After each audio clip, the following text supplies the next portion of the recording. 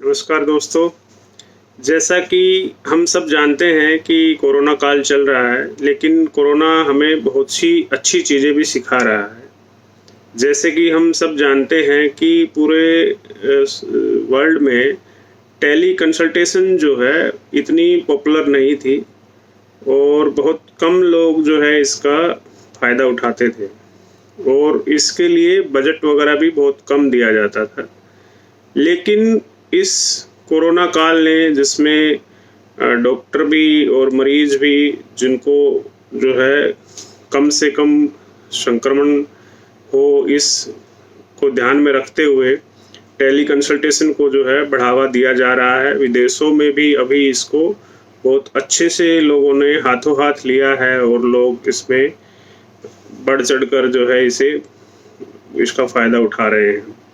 हमारे देश में अभी भी इसमें कुछ रेजिस्टेंस है, अभी भी जो है कि लोग इसको नहीं इतना फ़ायदा उठा पा रहे हैं।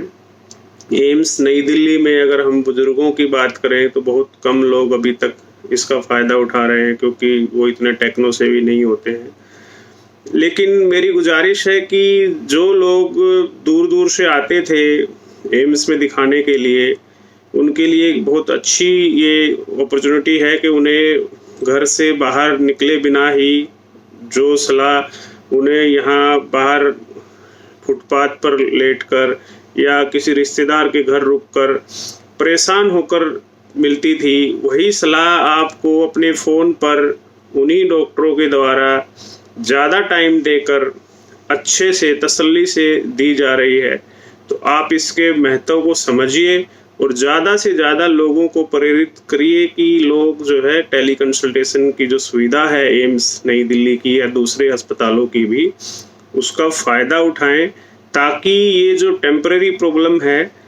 इसका हम परमानेंट सॉल्यूशन, जो हमारे जो इसको फ़ायदे हैं ये हम परमानेंटली उनको कर लें कि आगे भी बिहार के या दूसरी जगहों के मरीजों को यहाँ आकर भटकना ना पड़े। जहाँ तक जितना हो सके उन्हें हम टेली कंसल्टेशन से उनका फ़ायदा कर पाएँ, क्योंकि अभी भी मुझे लगता है कि लोगों को तसल्ली नहीं होती है जब तक वो फिज़िकली ना आ जाए या डॉक्टर को दिखा ना ले और वही सलाह आपको फ़ोन पर मिल जाए, जो सलाह आपको पूरा दिन भटकने के बाद, कई बार तो महीनों और हफ्तों तक भटकने के बाद, परेशान होने के बाद, सुबह उठकर रात में ही जो लाइन में लगकर, लाइन में सोकर जो मिलती थी, वो सलाह आपको अपने फ़ोन पर कुछ बटन दबाने से अपॉइंटमेंट लेकर आपको फ़ोन पर घर पर बैठे ही मिल जाती है। तो शायद उसकी जो इम्पोर्टेंस है या उसकी वैल्यू है वो शायद कम लोग समझ रहे हैं अभी, लेकिन हमें ये समझना चाहिए कि ये एक हमें अवसर मिला है इसकी इम्पोर्टेंस को समझने का। और जैसे आप रेल टिकट आप बुक कर लेते हैं, वो भी तो सब ऑनलाइन है, और भी बहुत सारी चीज़ें हैं जो आजकल हर किसी के फ़ोन से ही लोग कर पा रहे हैं। और क्योंकि एम्स जो है गरीबों का अस्पताल माना जाता है, तो फीचर फ़ोन जो है हम उसको ध्यान में रखते हुए अभी तक सारी जो योजनाएं बनाई जा रही हैं। तो आगे जाकर में भी जो है कि टेली कंसल्टेशन के सेंटर्स भी सरकार आगे शायद बना पाए कि जिन लोगों के पास ऐसी सुविधा नहीं है स्मार्टफोन की, तो उनके लिए। लेकिन उसके लिए ज़रूरी है कि इसके प्रति आप विश्वास जगाएं, इसमें फेथ आप बढ़ाएं कि जो सलाह आपको मोबाइल पर दी जा रही है, फ़ोन पर दी जा रही है, जैसे कि बहुत से लोग आपके जो डॉक्टर्स हैं उनके दोस्त हैं, जैसे मेरे दोस्त हैं, मेरे जानने वाले हैं, और तो उनको मैं बहुत सी बार फ़ोन पर सलाह देता हूँ। और बहुत इससे पहले जो है वो कानूनी रूप से ठीक नहीं थी, उसको गैर कानूनी माना जाता था और हम कई बार स्टेटस भी लगाते थे कि व्हाट्सएप पे आप कंसल्टेशन ना करें, आप रिपोर्ट ना भेजें। लेकिन आज वही चीज़ कानूनी हो चुकी है और आज आप टेली कंसल्टेशन कर सकते हैं, और जो कि रूल रेगुलेशन है उसमें कि आप जो डॉक्टर्स हैं वो भी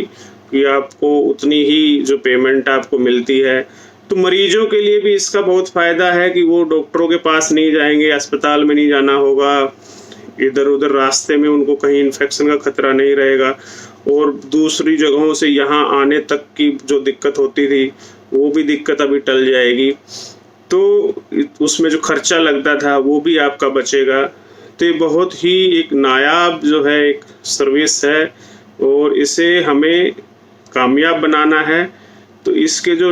हमारा हॉस्पिटल का जो नंबर है और जो वेबसाइट है, उस पर आप जाकर अपॉइंटमेंट बुक करें, और ऑनलाइन अपॉइंटमेंट बुक करें, और अपनी जो टेली कंसल्टेशन सर्विस का फ़ायदा उठाएं। अगर लगेगा तो फिर आपको सलाह दी जाएगी कि आप फिजिकली आकर, कुछ बीमारियां हैं जो फ़ोन पर ही जिनका डायग्नोसिस, या कई बार होता है कि आप पहले आते हैं, फिर आपको कुछ टेस्ट लिखे जाते हैं, उसके बाद आगे फिर उनके लिए इंतज़ार करना पड़ता है। तो वो सब चीज़ें जो हैं, आपका जो टाइम है आपका भी और डॉक्टर का भी, उसमें टाइम बचेगा। सबसे ज़्यादा इसमें जो फ़ायदा है वो मरीजों को है, जो दूर से आते हैं और जो एक अच्छी सलाह लेना चाहते हैं, सिर्फ उसके लिए वो इतना परेशान होते थे, वो अब उन्हें उनके मोबाइल पर सिर्फ 2-4 बटन दबाने से ही मिल सकती है। तो आप लोगों को जागरूक करिए कि लोग इस सुविधा का फ़ायदा उठाएं, क्योंकि कोई भी योजना अगर उसके लाभार्थी, उसको यूज़ करने वाले जब तक ज़्यादा नहीं होंगे, तब तक उस योजना में कोई भी सरकार